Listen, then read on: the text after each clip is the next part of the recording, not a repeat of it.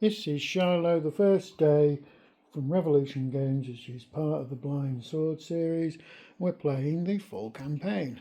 What a surprise.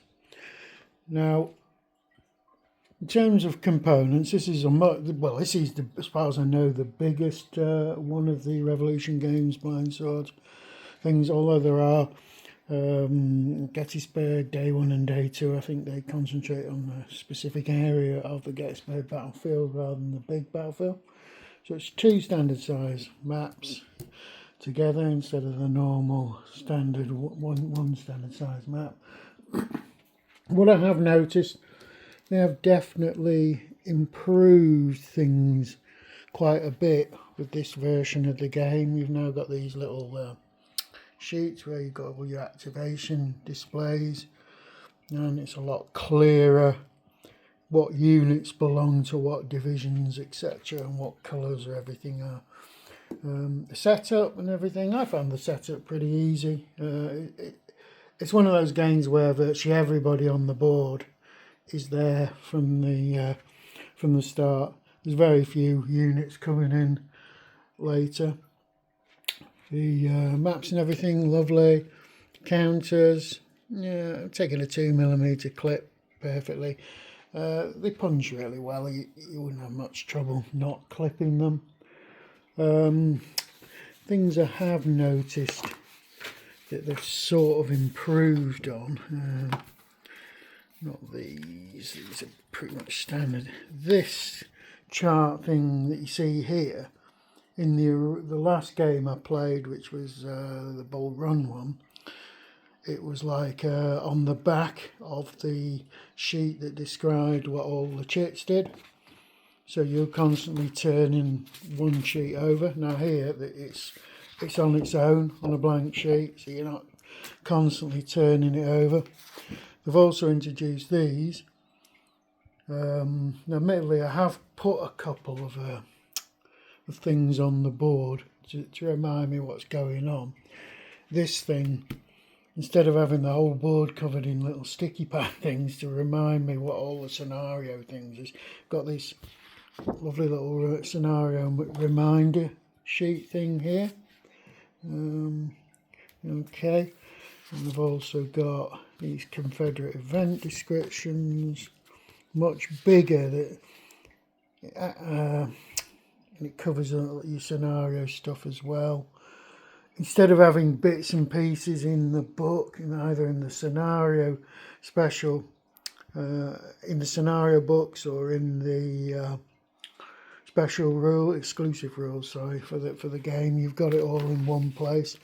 That's a big improvement. Can't really say much more apart from the quality of the stuff is good. It's very nicely printed. It's on a matte finish. Tables of contents. It comes with an index as well, which is very good. You're still getting the black and white version of the standard series rules, but you can print off the colour version from the Revolution Games website.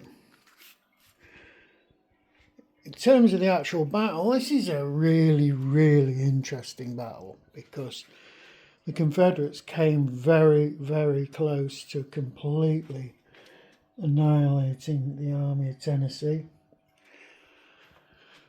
They caught the Union unprepared. You can see at the start of the battle, the Confederates are almost on top of the Union pickets.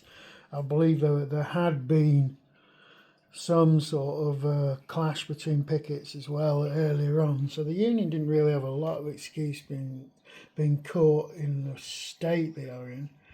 They've got a couple of units.